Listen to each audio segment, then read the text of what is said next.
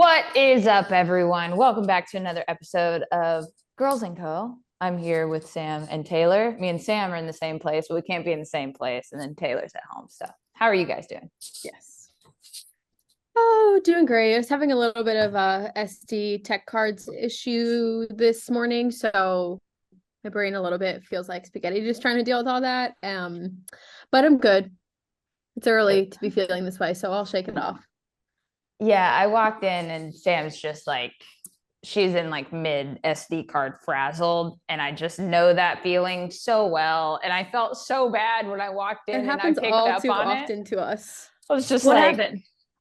The all 5 out of the 6 audios that we recorded the other day of higher or lower, including with our special guest Trea, I do not believe it will be recoverable. The fine thing is we have like the room audio, but it's also Trea speaks very softly. Yeah. So like you can still hear, you can, and like especially everyone else, like you can hear it's obviously just like a little bit echoey, but maybe also like Mikey or Jack Sorensen can or Jeff can fix that. So like it's not gone. Like we'll still have the video. But I just like I don't know how that happened, and it's like super annoying, but whatever. That sucks because we had quite a performance.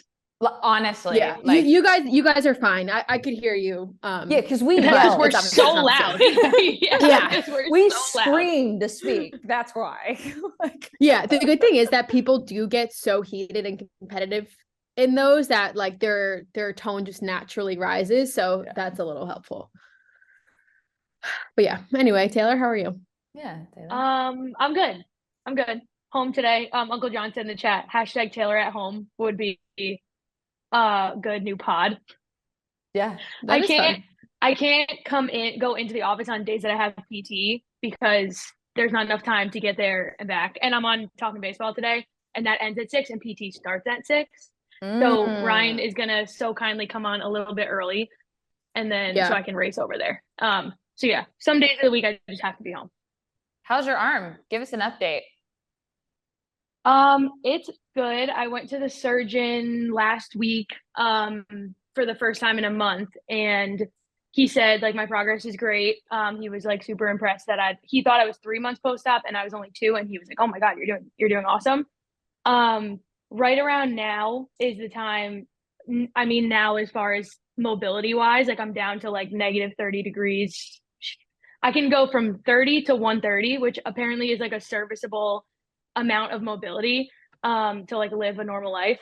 But right around now is when it starts to get harder to get better. So we're talking about like some longer term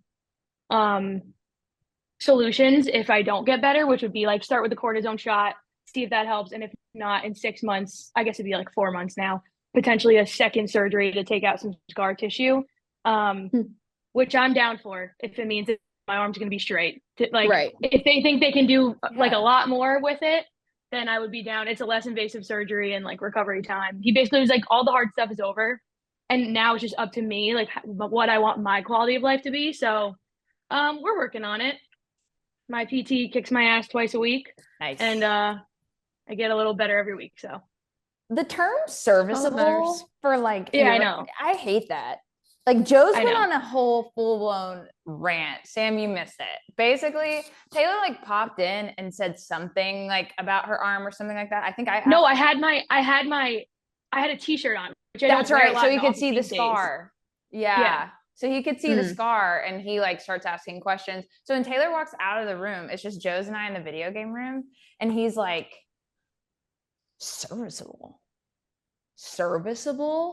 like, and then he goes on this whole rant, which I didn't tell you this.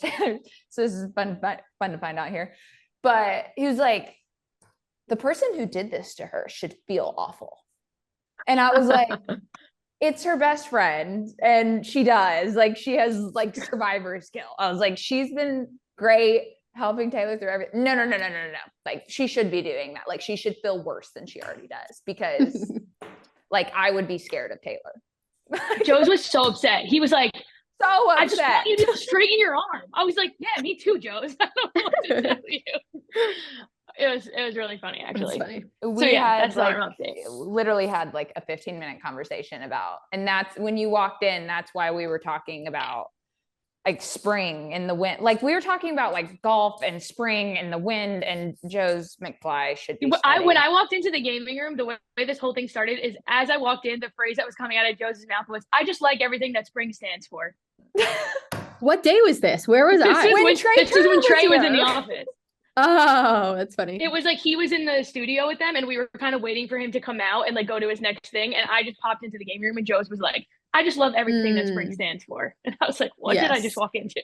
And that stemmed from him thinking, I do as well. he was like, I have never played golf a day in my life, and I think I could play Pebble Beach successfully.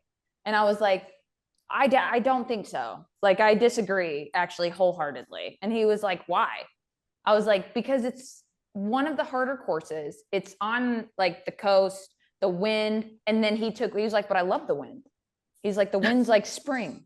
You won't when you're That's golfing. when you walk in. Like, Yes, and that's when I walked in, and I was like, Like- "What is going on?" And she said, "Do you think Really the funny. first thing Pax said was, do you think Joe's could play Pebble Beach?" And I said, "Absolutely not." see? And then we just spiraled out of control.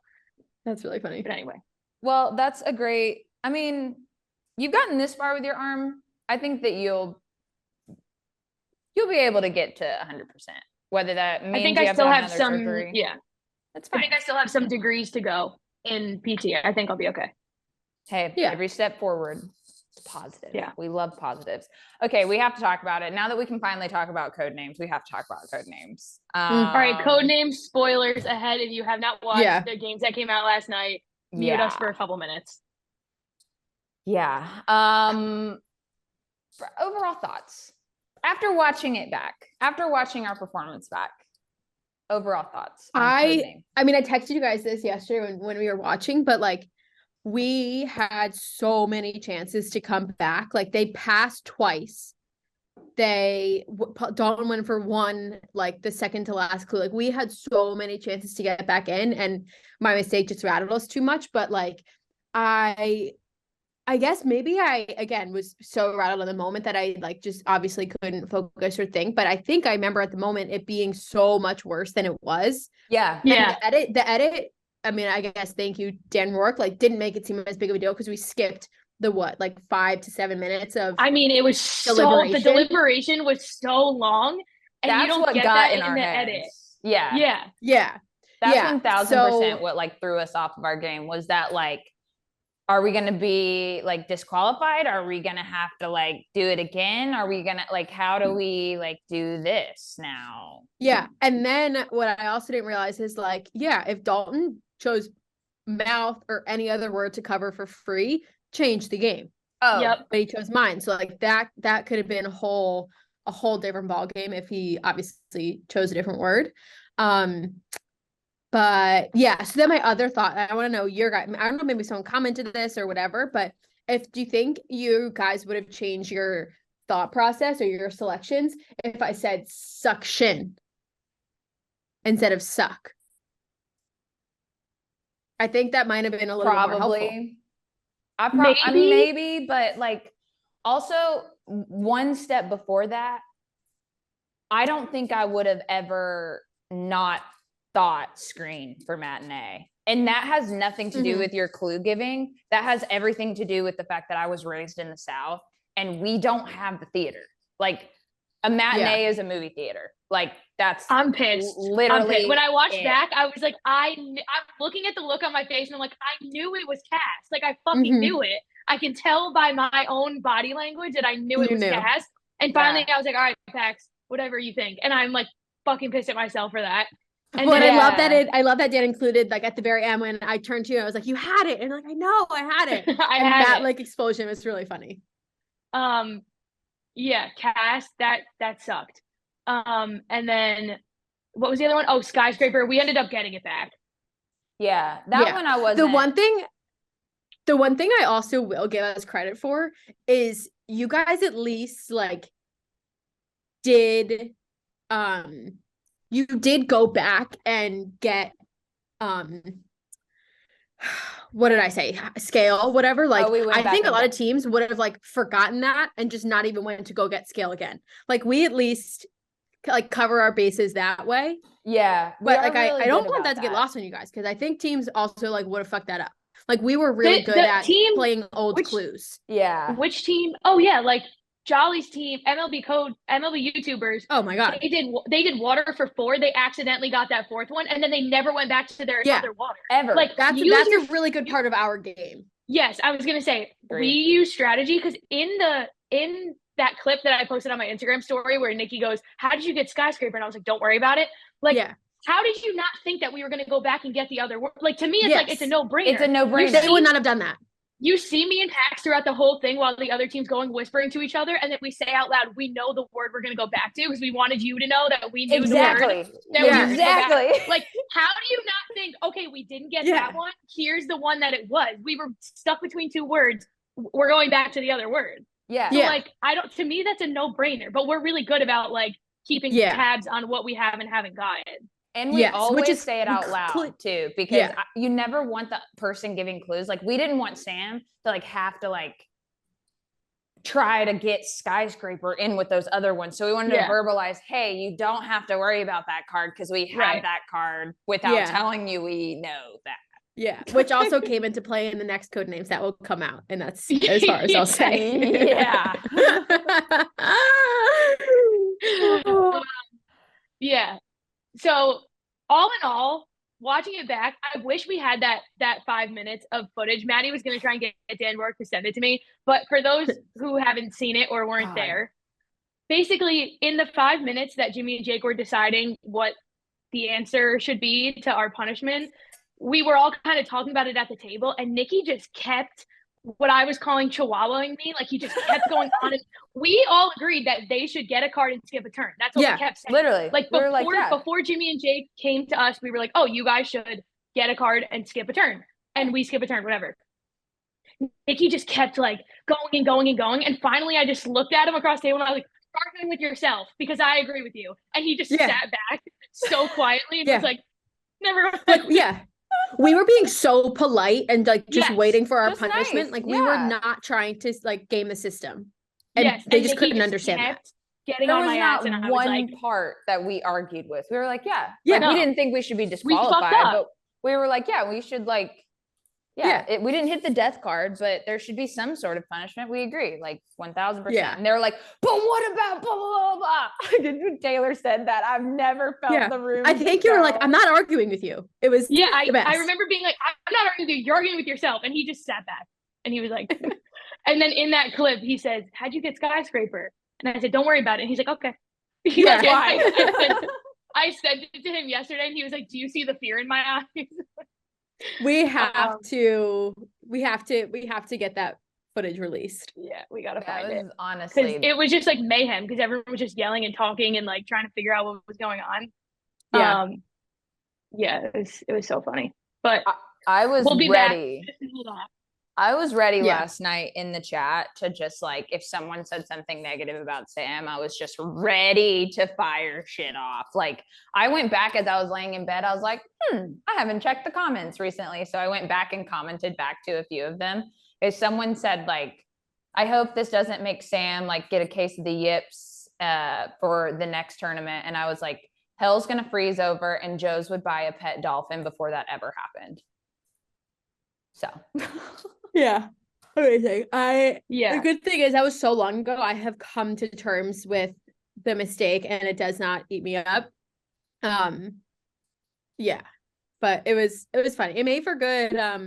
It's kind of, I will say, at least because at the first couple videos, everyone was like, all right, like girls room Lawrence finals, like it's a given. So at least we didn't give them that. We gave some sort of good content. I'm glad that we kept people on their toes, because all the comments were like, oh my god, this one was intense, like this one had me till the end, because like we really could have come back at the end. Like, we were in it. Like, we were so close. I don't remember. The fact that, did you try to tie Saturn into scale? Is that like, or was Saturn the Hail Mary? Saturn was like kind of the like 3-step removed from suck.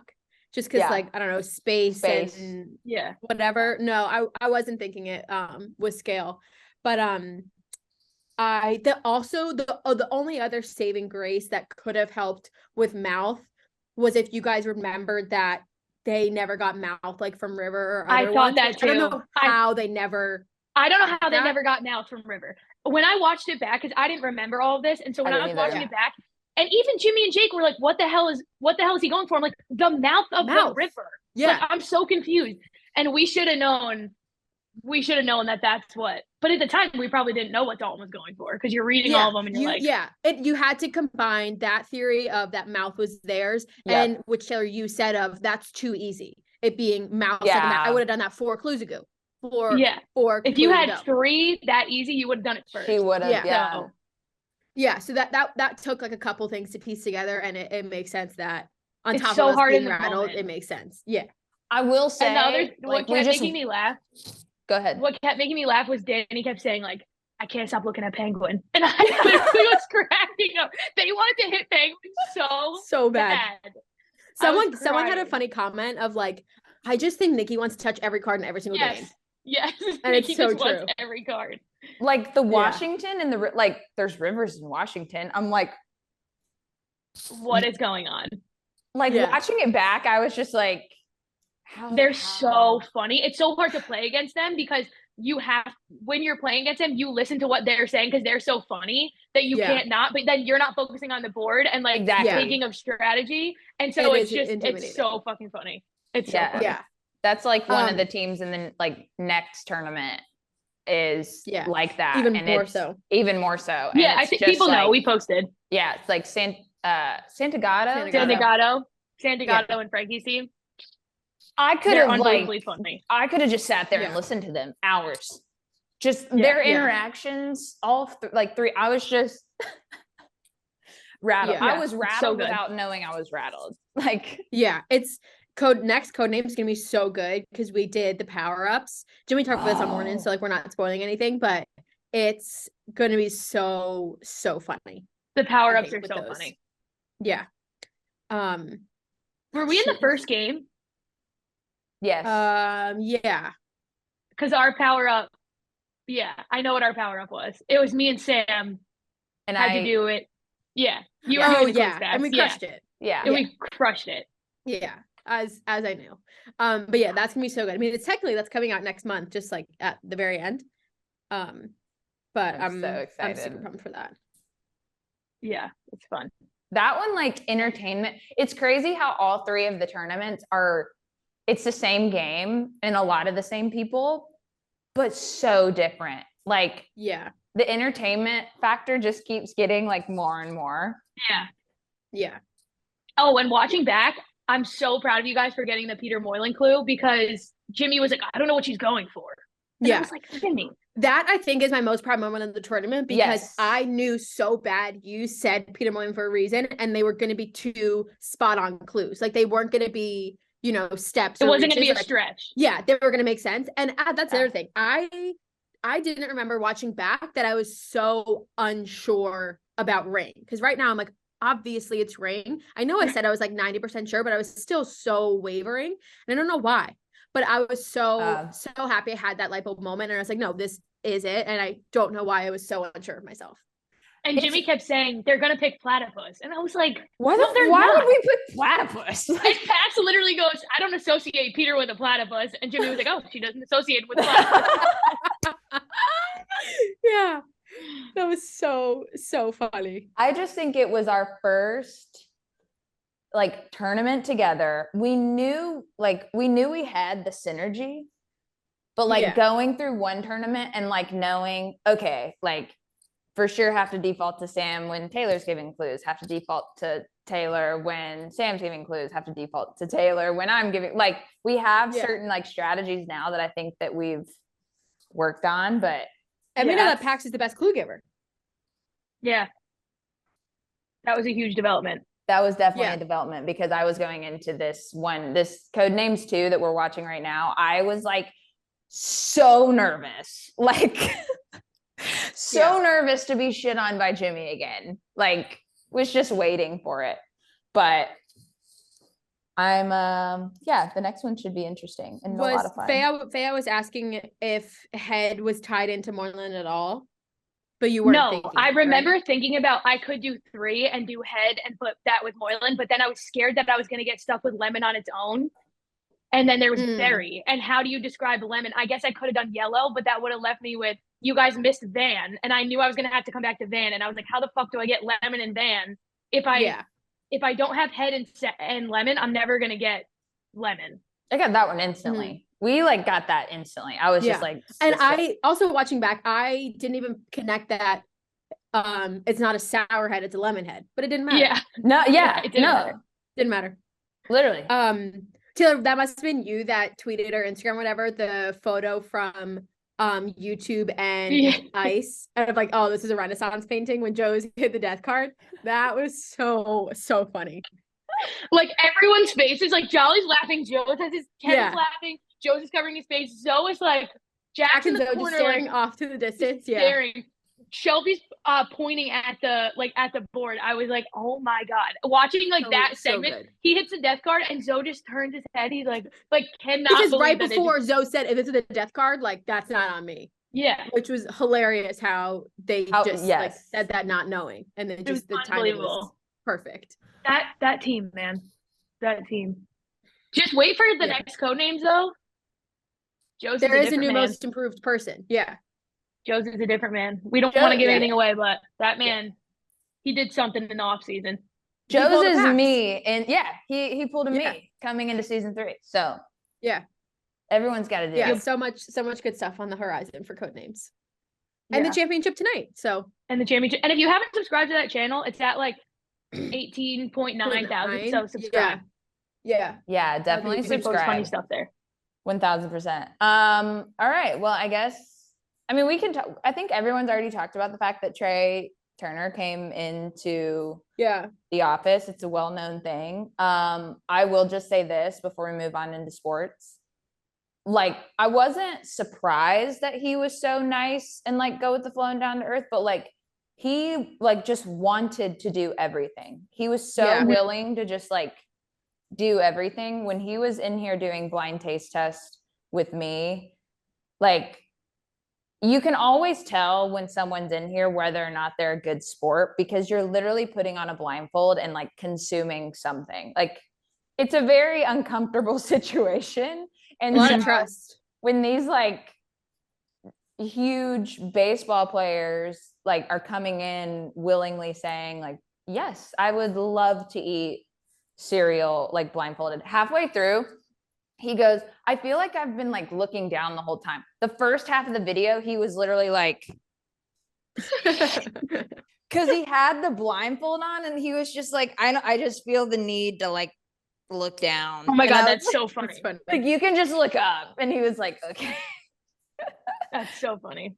Yeah, I think he was really excited for blind taste test because we did higher or lower with him first. And as we were wrapping that up, he brought up taste test.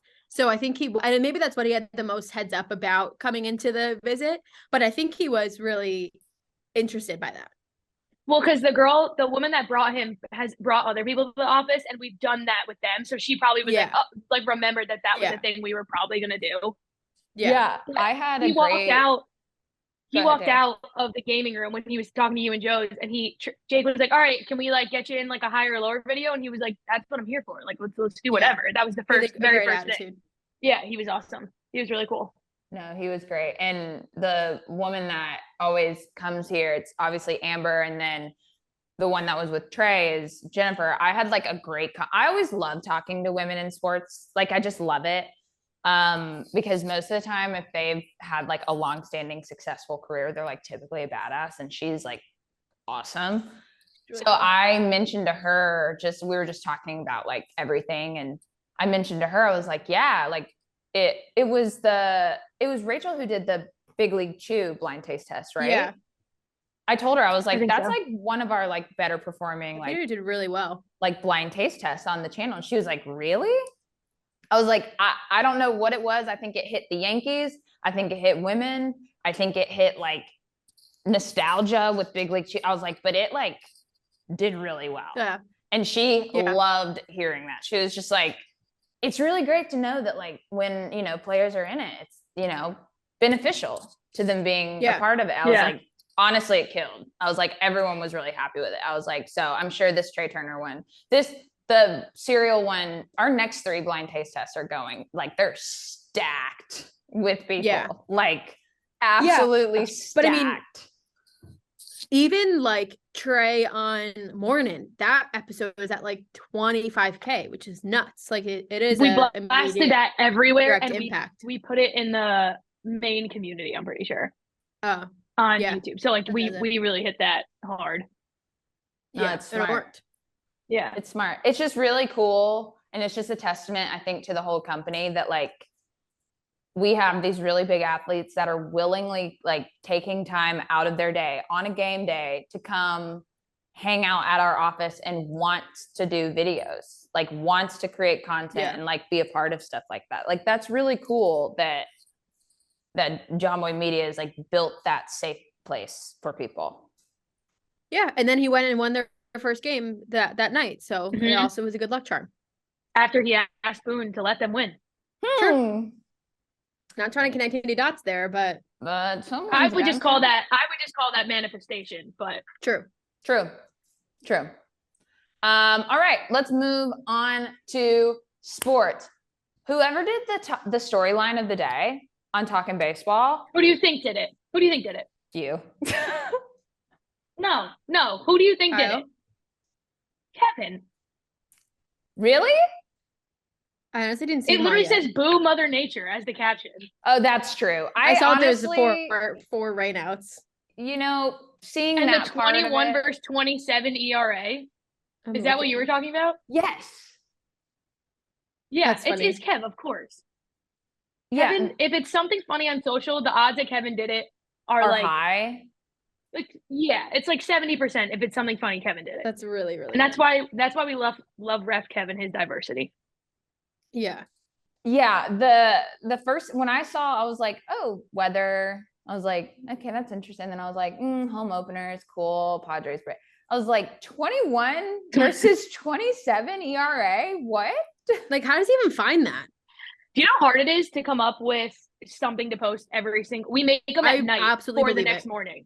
So whoever's on shift the night before makes it for the next morning. So it's usually super late at night because we schedule them for 10 a.m. So you're not getting up to make it after you stayed up all night doing a night shift.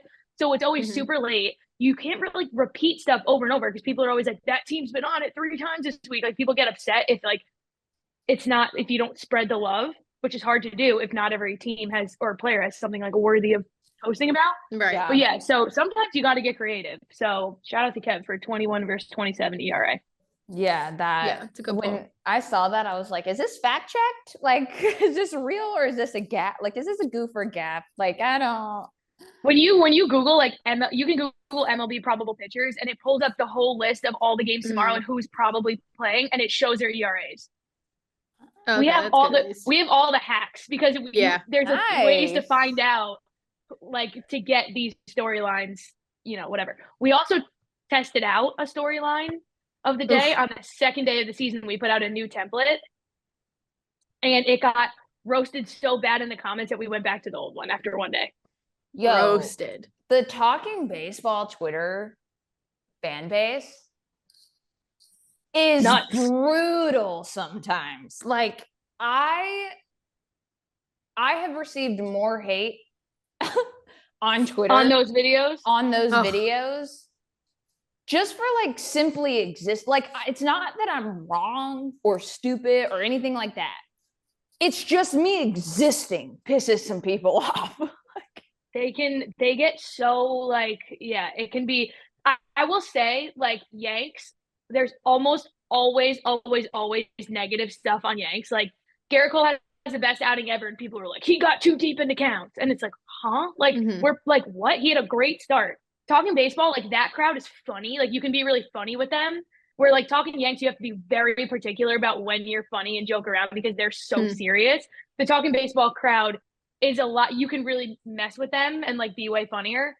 Like I posted yesterday after 20 scoreless innings, the Mets finally scored a run and like someone quote tweeted it and was like, whoever posted this, DM me, I will fight you.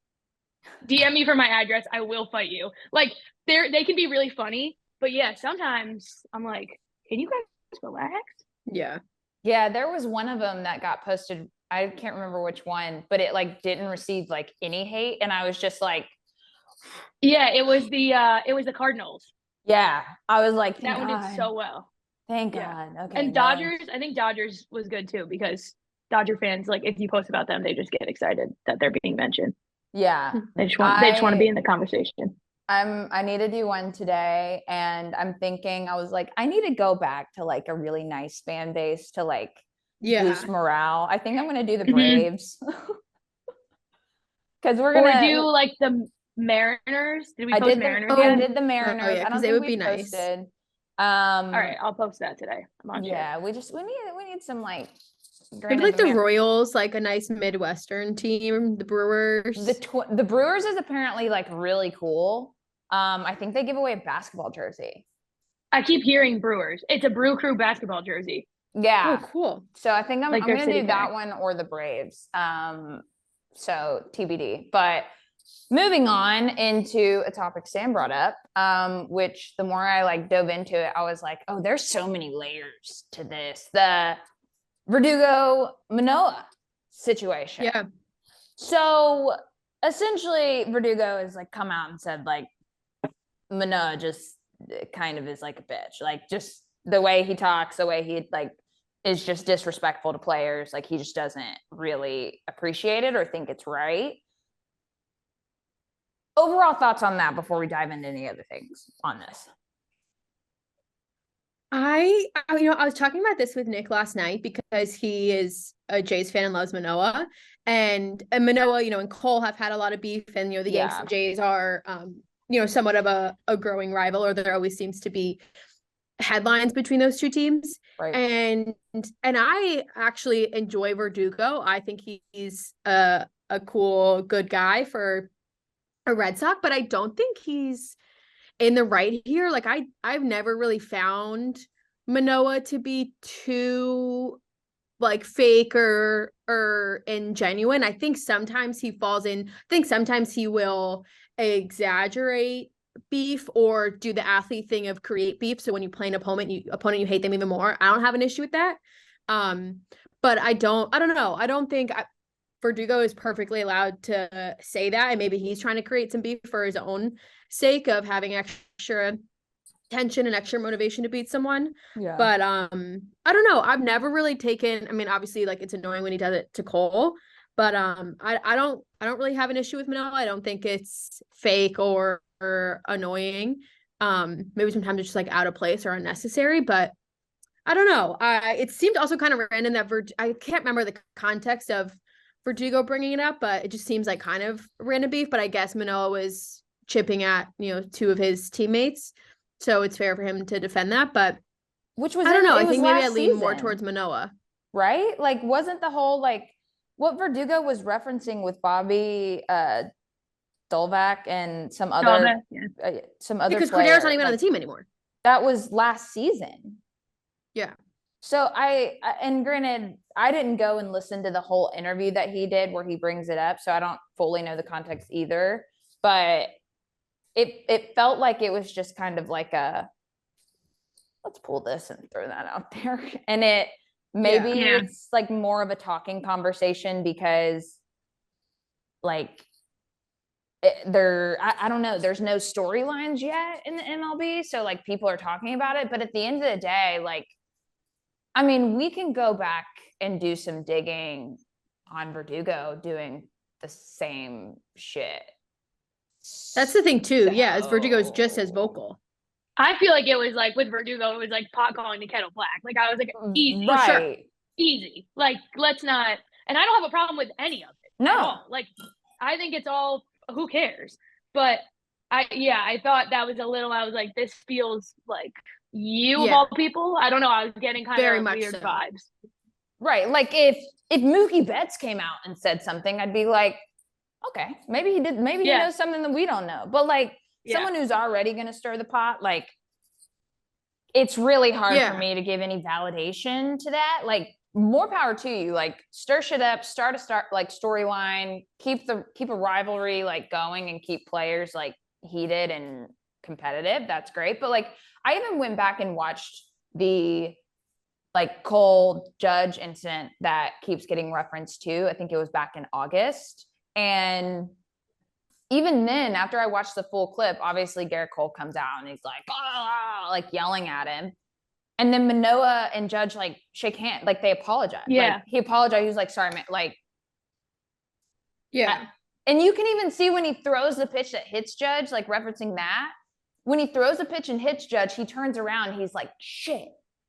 Like, he's upset. Like, he wasn't purposely trying to do it. So Noah's great. When players do stuff like I think there's always going to be this like competitive fire, especially in a pitcher in situations like that. And maybe more so with other players than not, but he's a 25, 26-year-old professional athlete playing at the highest level for a team, the Toronto Blue Jays, who like rally, like the fan base there is going to fuel that fire. So I don't know. I don't see anything wrong with it. I don't know. I thought it was weird. Thought it was a weird quote. I was just like, okay, let it go. This was like, who so cares? unprovoked too. Yeah, I was just like, okay, he is living rent free in your head. Then, like, relax. Yeah. I don't know. Yeah. Got weird maybe vibes. maybe Verdugo just wants to be top dog in the East of the chippy like bulldog defender or whatever, but seemed unnecessary to call him out like that. Yeah, very unnecessary. In other unnecessary news, I just watched Weekly Dumb with the marriage proposal. Oof. What the hell is that? That was insane. Yeah. He did not have to tackle him like that. That was like he sent that man to another planet. That was like so insane. Yo, okay. First of all, we've talked about how much we don't like the wave. We don't like in-game proposals. Like we've talked about this. We have all agreed that it is just not. It's not it. It's bad for the sport. The game on Saturday I was at, there was a marriage proposal on the big, like the guy asked on the big board. No. Like marriage proposals in sporting events should never be a thing. I did a video on this about someone getting married at halftime at a Dallas Mavericks game, which is just awful. Would never be me. Awful. And like the announcer who calls the game is like calling your wedding, which is just bad. That's a different story. But to get on the field and then like, did she say yes? Did we establish if she said yes? Yeah, I saw a photo of them like at home, like a day later, with like him in a broken like rib. Yeah, and no, like he looked fine. Spleen. He looked fine, but she was like, "We're engaged. This is like the." I just don't know what his plan was. Like, what did he think was going to happen? Did he think someone's gonna be like, oh, love, get off the field. Right? Like let me wait. I'm pretty sure David Peralta was out there like because he was in the outfield and like he doesn't care. So like funny. he's just like whatever. But yeah, it's so strange. Sam, you're the only one in a relationship out of us three because Taylor and I are just living our best lives. If Nick proposed to you in an obscure way like that, how would you feel? No, I would be absolute. I would turn around and walk away. Like I would be mortified. Like I'm so against anything as certainly as public as that. But I don't know. I don't get what went through this man's head of thinking I'll go on the field, I'll stay in a stationary spot, and then like just get escorted off like peacefully. Like how this ends. It never ends well. It always ends up with someone being tackled. Yeah. Like that was a phenomenal tackle, but it just like he got rocked. He got oh my god rocked. That was crazy. Oh man. Okay, moving on to I had one more topic we forgot to put on our list, which like kind of goes along with like these things. The Cardinals Tyler O'Neill situation. Oh, yeah. With Ollie Marmol. Marmol like benching him and then telling everyone that he benched him, and then Tyler O'Neill coming back and saying that could have been done in house. I completely agree with him. So what That is exactly happened? I just saw Jolly post a video about this and I didn't listen to it. So I just read it. So there was a play the night before where O'Neill was coming home and it looks like he doesn't put 100% hustle to get to the plate and he gets tagged out. Okay, whatever. So basically Ollie Marmol came out and was like, I benched him today. He's not playing today. And like, if you don't put in 100% effort, like this is what happens. Like there's a standard and he didn't meet it, and this is what happened. And like went to the press to like tell them that. Like you can just say he's on the bench today. It's not a big deal. Like you don't have to say that. You can say he's not. If they're like, why isn't O'Neill playing? Is he okay? You can say he's not in the lineup today. He's fine. Like there's no need to say all that. And then so obviously the reporters go to Tyler O'Neill and say, he just told us all of this. And he's like, yeah, I wish that could have been handled in-house. 1000%. One, it makes all of you look like assholes. And two, you don't want that beef to be coming across to the team you're playing. Now everyone knows about it.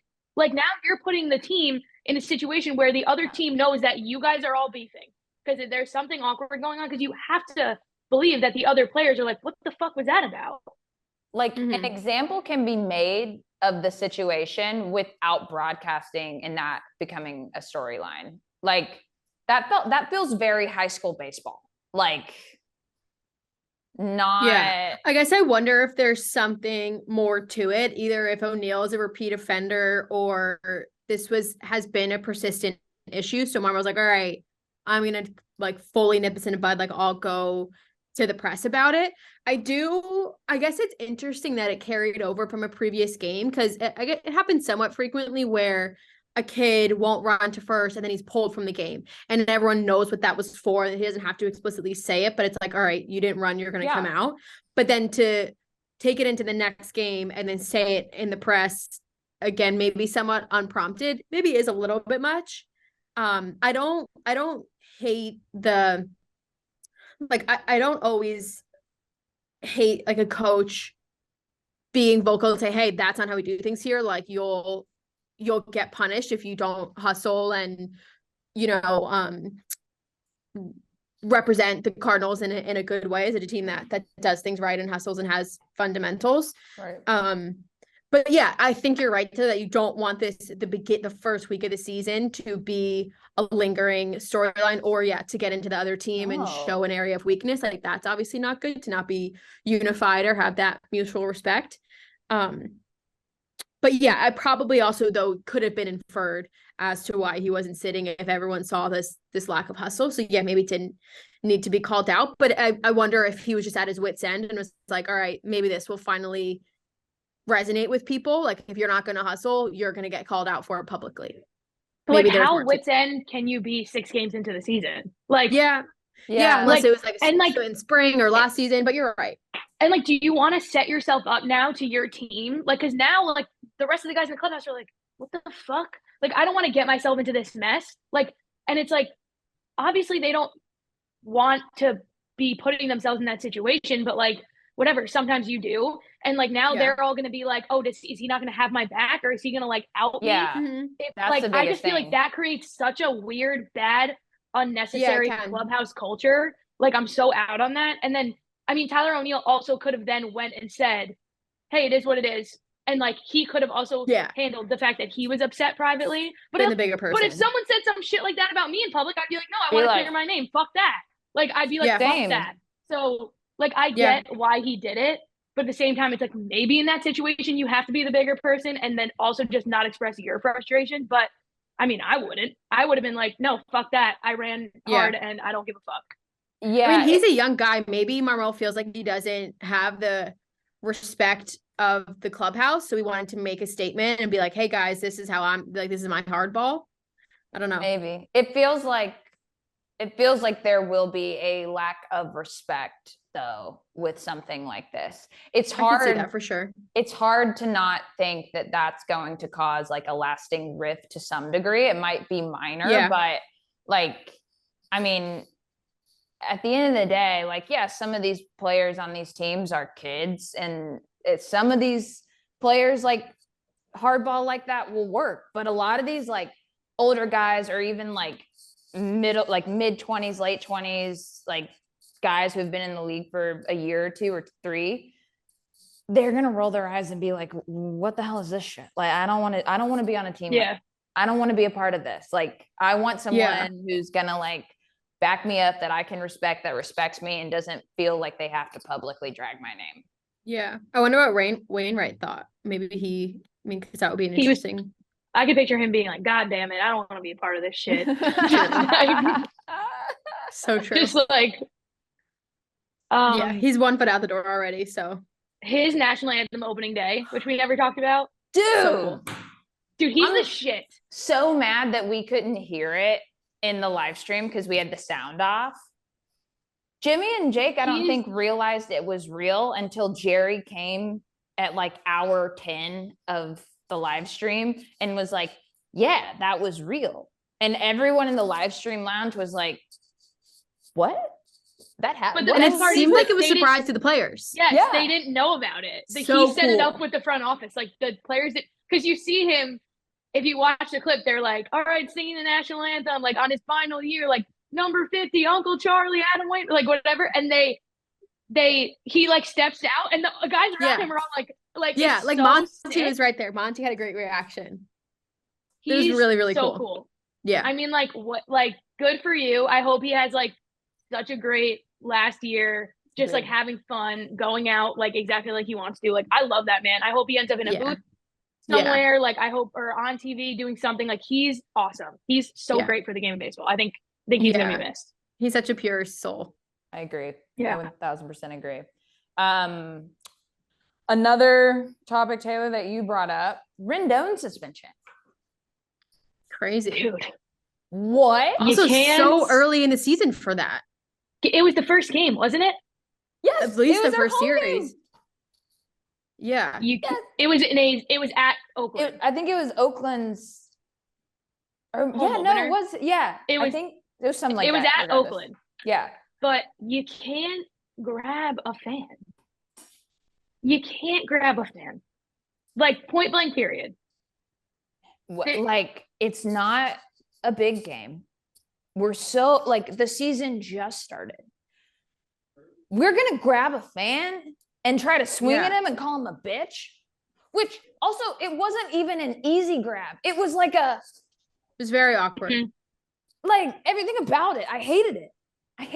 Well, he was mad because the man called him a bitch. So he was like, what'd you call me? Like, what'd you call me? You called me a bitch? Like, bro, how many times in a game has someone yelled, Rendon, you're a bitch? Not for nothing. And I'm not saying that that's okay, because I don't agree with that either. I think, like, you shouldn't be able to yell whatever the hell you want at players. Like, I think that's disrespectful. Like, they're doing their job. Imagine someone came to you doing your job and yelled, you're a bitch, like, while you're just working. I don't agree with that either. How many times has someone yelled, Rendon, you're a bitch? A lot. A zillion? Yeah. Like, dude, come. That's the one that got you? Like, you got to be kidding me. Like, and like Jake said on Talkin Baseball, like, he's lucky that he didn't make actual contact with him when he swiped at his hat. Like, he was like, Jake said, we'd be looking at like a 45-game suspension if they made contact. True. Like, they talked on the phone. Yeah, and then they had to talk on the phone as like an apology.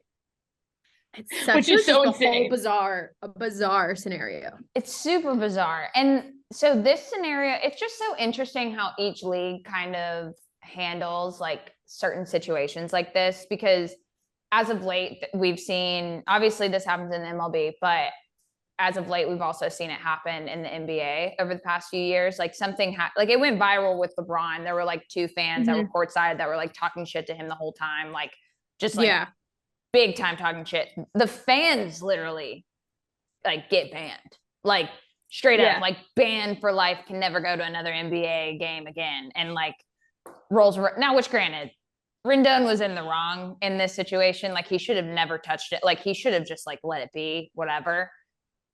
But it is always so interesting, league to league, how like each athlete like will go about a situation like this, because LeBron was just like kind of like fuck off, kick them out, and then Rendon's like Yeah, like I don't know who you're trying to prove that you're a tough guy to. I don't know. I just was like, ew, dude, go to the clubhouse Yeah. and shut up. Like that Yeah. just was like I don't know. I just feel like there's no reason when you should be like grabbing a stranger. So None. I just like yeah. There's And also I like get so it. many. Go ahead. I was just gonna say, like, I get it. I know it's frustrating to hear that over and over. Like, I am sure that is so mentally exhausting and annoying. But like, there's a line. You're an adult. Yeah. Like, yeah. And like so many of his teammates walked by, like Ohtani was right there, Trout like walked by. It's also interesting that no one like, stayed around to patrol it or heard what's happening and tried to interfere. Not that it's on them at all, but it's just crazy how it was able to get to that point. I mean, maybe he said something and then just a flip of a switch and Rondon like freaked out, but it's really, really weird and seemingly way too early in the season for that to happen. Like Way too early. it's not like, he's been in a major slide and it's just like, the fuse broken, whatever. It was like just started. Like, calm down. We've got a lot of baseball left this year. Yeah. I thought, so moving on to, I guess, I mean, a positive thing for Taylor, hour and 57-minute game. dude, yesterday I was watching the Mets, which that's a whole other story. And it was like a 2 hour and like, I don't know, it was like 40 something minute game, 50 something. And I was like, this is the longest game I've ever watched. Like my brain could not compute that like I had to watch this game for so long. Like I kept looking up and I'm like, holy shit, it's only the 5th inning. And then I was like doing the math and I was like, this is a normal game because we used to count when I was working for the D-backs, we would do like, it would be like a 20-minute inning. So by the bottom of the 3rd, you should have been at an hour. Mm-hmm. Yeah. And so that's how we would think about it. And I was like, I was like tracking along and I was like, this is a normal game. Like, I don't know what, it was just a lot of hits and there was a lot going on, but I was like, it's so weird because now a normal length game feels like an eternity. An eternity. Mm-hmm. It's crazy. And when the Mets stink, that doesn't help. I mean, I think an hour 50, I don't mind short games. Like it keeps me engaged. I want to watch the whole thing. I'm not just, turning it on for background noise. Like I'm like engaged in this sporting event, start to finish. There's a lot of people that hate it. I mean, it freaks me out a little bit.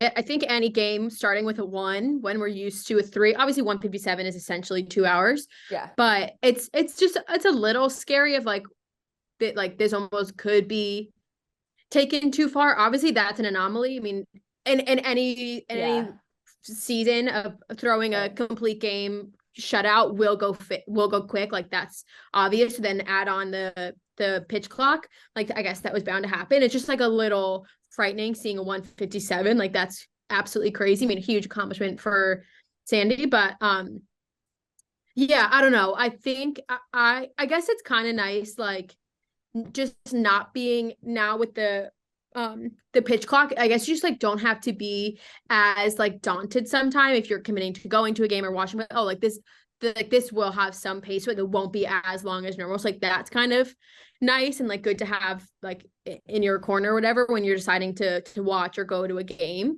Right. I will agree, and I think I saw this on Trev's Twitter before the season started, and it happened to me. So over the last weekend, I went to Saturday and Sunday's Yankee game. And Saturday I was like out in the bleacher section, which I guess can be more full, and there's sometimes like there's less maybe food options by the bleachers, but I went to go get food and like lines were so long, which lines always are long, but now I do think it's true if games are going faster you're going to miss more. So I do think at least stadiums should try to like figure that out and try to like if play is going to go faster you have to up the experience or make things go faster so you're not missing as much. But I don't mind having the pitch clock, but I don't want it to get too out of hand where it's like less than like 2:30 games consistently. That seems crazy. I don't know. Can I ask why? I'm so curious as to like why is that bad?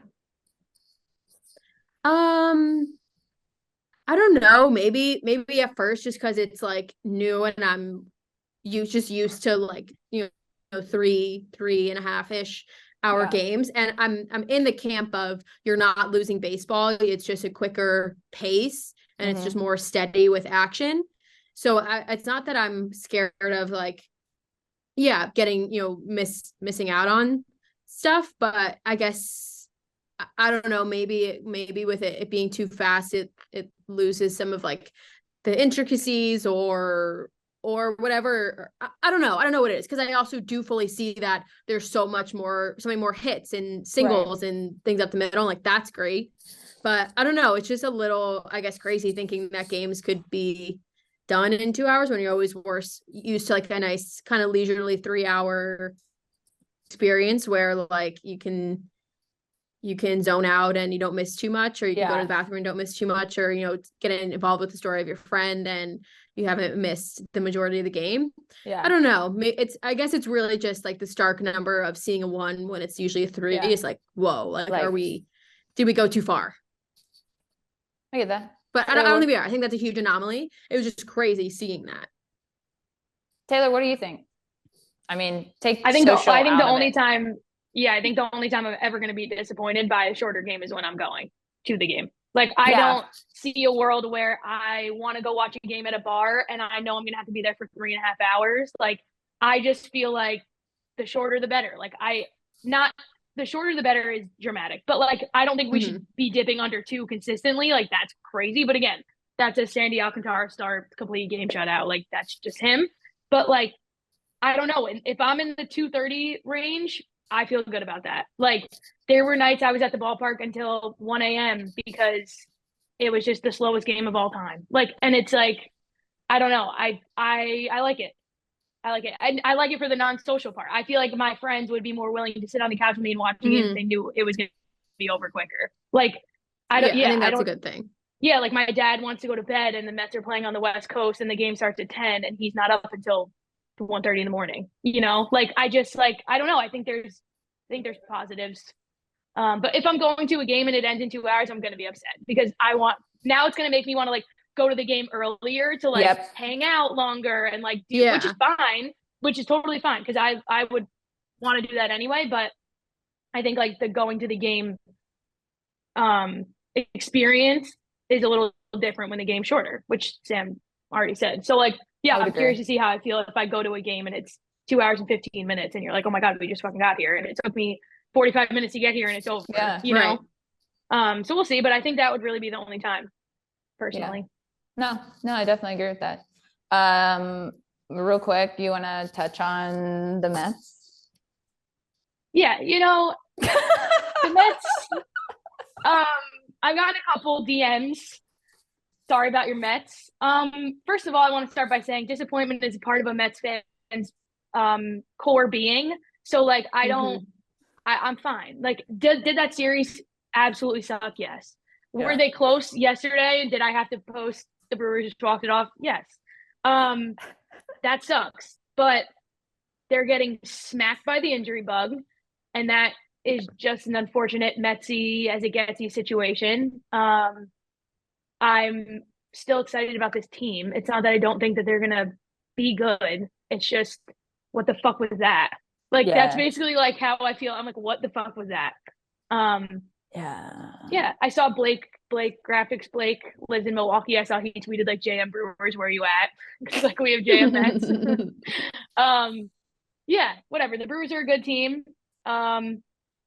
They smacked our guys around, but we also smacked Corbin Burns around yesterday. So that's the thing about baseball, is anyone can have their day at any point. So yeah, I think they're gonna be fine. I'm not worried about long term. The JM Mets group chat, the inner circle got a little dicey this week. Like, everyone was kind of like, what the hell is going on? I think the West Coast road trip they're going on is going to be a bigger test. So we'll see.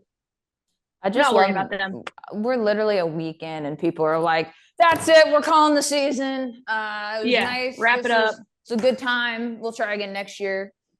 Literally a week in. Like, I mean, look at the Phillies. Like, the Phillies really stink, like, right now. You know what I mean? And they were in the World Series. Like, let's not get ahead of ourselves. We know that's a good Phillies team. We know it's a good Mets team. Yes. These things happen. It's 1 week into the season. Everyone relax. Yeah. Literally. The Rays Yes. are gonna lose. Like everything will change. Yeah, exactly. Like the Rays are gonna lose at some point. Like No something, problem. yeah, something's got to give. So it's okay. Yeah. Yeah. Sam, you got anything on the Yankees before we wrap up? I just recently found out his favorite artist, Volpe's favorite artist is Zach Bryan, which is huge win for the group. Just another reason to love him. Yeah, I mean, it was funny. I just like had some PTSD yesterday when the game was on at the warehouse, and I don't know, it was like early on in the game, and Donaldson had to come out for an unknown injury, so they shifted IKF to third. First ball hit to him, throws it away, hits Turner, throwing to first. I'm like, oh my God. Like, and that's just so obvious. IKF goes in. Obviously, a ball get hit to him. Obviously, he will make an error. That's how it goes. Yes. Hopefully that just makes the Yankees even more resolute. And okay, this guy just can't. He's working in the outfield. Like, just he will not be your backup anymore, you know? So that was just funny. But yeah, I mean, I feel good. Like they won the first 2 series. That's all you got to do. You just got to keep that up. And I'm happy. Good. Yeah. I mean, one more positive note, and then we'll wrap this up. Liam Hendricks, cancer free. We love that. Yeah. That's awesome. That is that's awesome. Because that is no small feat. So being able to do that is definitely something to bring up. And on a positive note, unless you guys have anything else, we'll wrap this up. Anything else? I feel good. I got it all out on my chest. All right. As of right now, unless something changes schedule wise, we're going to have Joe's McFly on Tuesday. So if you want to hear Joe's talk about God knows what, tune in and listen. Why he loves spring. Why he loves spring and the wind and thinks he can play Pebble Beach. So that's all I got for you guys. Bye. Bye. Yeah.